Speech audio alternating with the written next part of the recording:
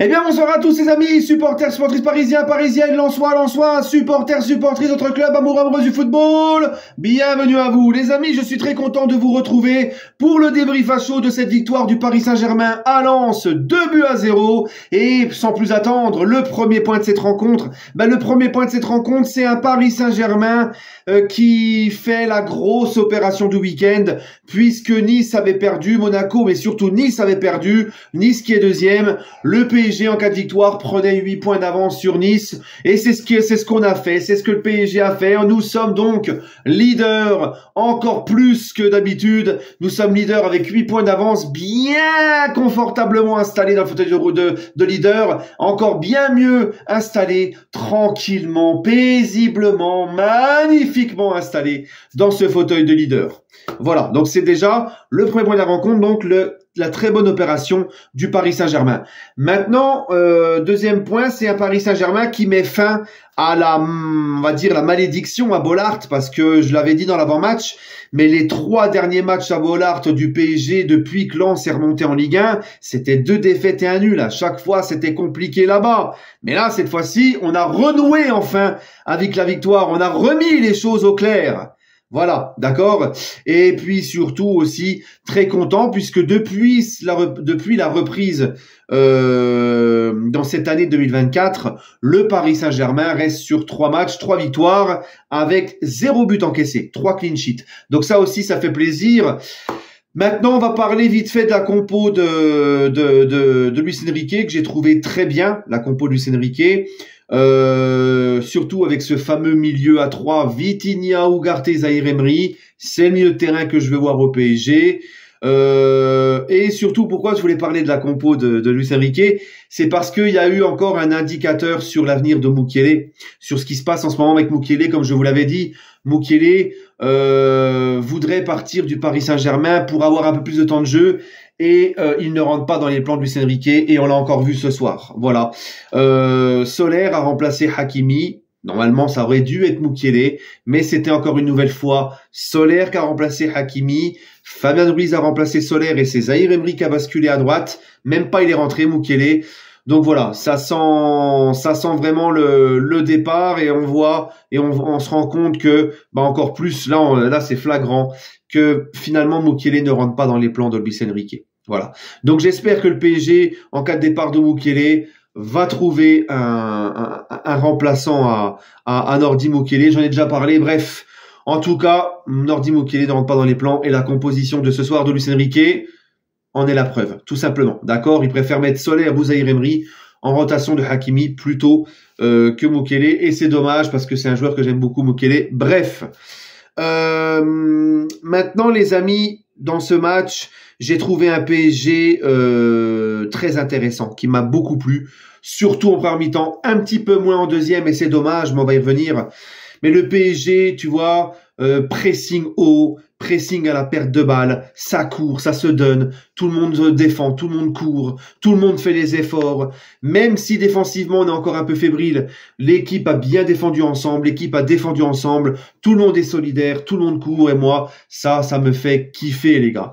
Hein, encore une fois, ce PSG, un PSG de possession, un PSG qui fait bien circuler le ballon, un PSG qui me fait plaisir à voir. On voit que c'est un vrai collectif, on voit que cette équipe ressemble plus à une équipe de football qu'il n'y a pas si longtemps que ça, en arrière, ne serait-ce que la saison dernière. Donc moi les gars, je suis vraiment très content. Je pense qu'on est encore en train de continuer à monter en puissance, à progresser. Voilà. Maintenant, petit bémol pour les Lensois, c'est que je m'attendais un petit peu plus de la part de Lens à se montrer plus dangereux, plus agressif, à avoir plus les crocs, à plus nous presser. J'ai connu Lens, un petit peu mieux quand même, hein, notamment dans les derniers matchs que j'ai évoqués à domicile face au PSG. On les a quand même connus beaucoup mieux que ça.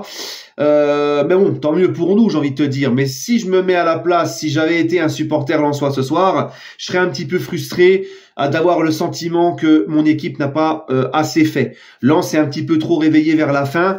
Et puis il y a eu ce début de match en leur faveur avec ce penalty, avec l'erreur d'anticipation de Danilo et Donnarumma qui a fait son arrêt. Donc Donnarumma, les gars, encore une fois, on en vient toujours au même point. Oui, il fait flipper balle au pied, oui, il fait ses boulettes.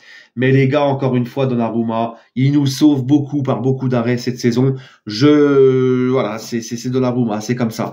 Donc il arrête ce penalty, il met le doute dans cette équipe lensoise et nous, il lance un petit peu la machine. D'accord. Sinon, en termes de joueurs, j'ai surkiffé Danilo, les gars. Danilo Pereira, il m'a saoulé sur le penalty parce que clairement, voilà, il fait l'erreur, il anticipe pas bien. Mais les gars, franchement. Le match de Danilo, encore une fois, hein. Danilo, les gars, pour moi, il doit être titulaire. Encore plus avec la blessure de Skriniar. Et même s'il y avait encore Skriniar, moi, je te dirais, notre défense centrale type en ce moment, à l'heure actuelle, qu'il faut mettre en titulaire au PSG, c'est Marquis et Danilo. Danilo, il a fait une masterclass. Danilo a fait un super match. Et on le répétera jamais assez, mais il n'est même pas défenseur central de métier. Et Danilo, déjà l'année dernière, c'était pour moi notre meilleur défenseur. Et là, cette année, il doit être titulaire indiscutable. Il est monstrueux. Le travail de Danilo sur le but de Barcola, hein, ce qu'il fait au départ de l'action, c'est magnifique. Moi, j'ai kiffé. Voilà, franchement, encore une fois, il a fait un gros match. Il a beaucoup enlevé de ballons. Il a été très bon à la relance. Et puis pour les sorties de balles et tout, et dans les duels aériens, franchement Danilo il donne tout. Ça fait un petit bout de temps. Je sais que j'en parle souvent, mais Danilo c'est mon coup de cœur depuis très longtemps et ça dure et ça dure et ça dure. Voilà. Hein. Barcola aussi. Barcola faut en parler parce que c'est un joueur qui arrive au PSG, tu avais quand même le gros recrutement devant avec les Dembélé, les Ramos, les Colomani. On se posait tous la question quand on l'a fait venir de Lyon. Ok, Barcola a du potentiel, mais est-ce qu'il va vraiment avoir assez de temps de jeu? Est-ce qu'il va pouvoir vraiment exploser au PSG? Il a pas beaucoup joué en ce début de saison. Je pense qu'il a su aussi profiter du moins bien de Colomani, de Ramos depuis qu'ils sont au PSG. Et il est en train de gagner sa place, et il est en train de faire vraiment du mal. Et il est en train de gagner du temps de jeu, et il est en train vraiment de monter en puissance.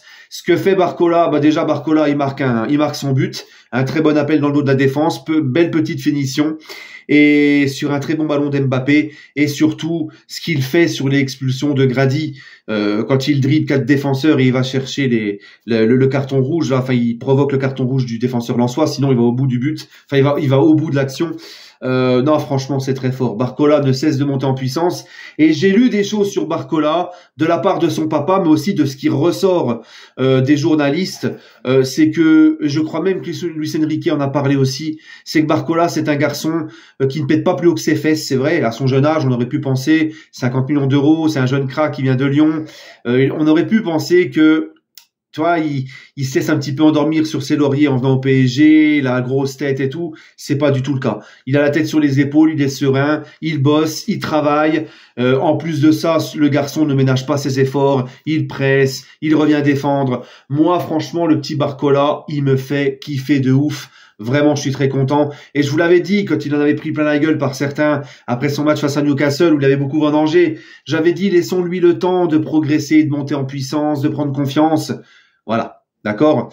En tout cas, moi, il m'a fait kiffer. Maintenant, on va parler aussi d'Mbappé, parce que Mbappé, je pense qu'on est parti maintenant pour le voir dans cette position de numéro 9. Hein, ça fait plusieurs matchs que ça dure. Et en plus de ça, ni Asensio, ni Colomani, ni Ramos sont rentrés. Mais Luis Enrique n'a fait qu'un changement ce soir. J'aimerais bien savoir pourquoi. Pourquoi il y a eu que le changement de Fabian Ruiz qui remplace Soler. Pourquoi il n'y a pas eu de changement offensif? En tout cas, ça lui donne raison. Le deuxième but, Dembélé qui sert Mbappé. Et voilà. Peut-être qu'il a voulu attendre il voulait vraiment qu'on mette ce deuxième but, je sais pas. Mais en tout cas, les gars, Mbappé dans cette position de numéro 9. J'ai l'impression qu'il commence à progresser, j'ai l'impression que il décroche beaucoup, il est un petit peu en position de 9,5. Il a été, pour moi, Mbappé, il a été vraiment bon ce soir, dans son attitude, dans ses efforts, dans ses appels, venir chercher le ballon, dans sa passe, dans la passe qu'il donne à Barcola. Il s'est rendu très disponible, il a eu des actions, des occasions, dans la percussion, dans les dribbles, tout ça. Je l'ai senti vraiment bien, Kylian, beaucoup mieux dans son rôle de 9, la 9,5, et puis il marque son petit but comme d'habitude. Voilà, sur une passe de Dembouz. Et oui, Dembélé, passe décisive, qui lui aussi commence petit à petit à monter les stats. Dembélé qui très souvent, comme je l'ai dit, lui aussi, fait très souvent la différence quand il a le ballon.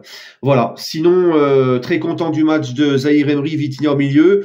Ugarte, quand même, qui a récupéré des ballons, qui a fait des efforts, mais on sent qu'Ugarte, on sent que voilà, il peut encore mieux faire. Mais sinon, je l'ai connu un petit peu plus, je l'ai connu pire que ça, Ugarte. Mais il a été bon dans les efforts, dans tout. Franchement, j'ai même pas envie de mettre de flop ce soir. J'ai tous trouvé bon. Peut-être Fabien Ruiz quand même. Fabien Ruiz dans son entrée en jeu, son action là quand Mbappé le sert et puis qu'il la remet vraiment mal à Mbappé. D'ailleurs, cette deuxième mi-temps, les amis, j'ai trouvé qu'on était rentré un petit peu trop dans la facilité. On s'est fait peur en fin de match. Heureusement qu'Mbappé marque ce deuxième but. Mais parce qu'il faut pas oublier que Lens c'est en deuxième mi-temps, ils sont à 10. Donc on n'a pas su profiter de ça. J'ai trouvé le PSG qui est tombé un petit peu trop dans la suffisance et la facilité. Dans cette deuxième mi-temps, on aurait dû se mettre à l'abri beaucoup plus tôt. Voilà. Bref, sinon non, j'ai vraiment pas de flop mis à part l'entrée de Fabien Ruiz pour moi, mais qui revenait de blessure. Sinon en top, Danilo, Barcola et Kylian. Voilà les amis. Donnez-moi votre avis en commentaire. Prenez soin de vous les amis et allez Paris.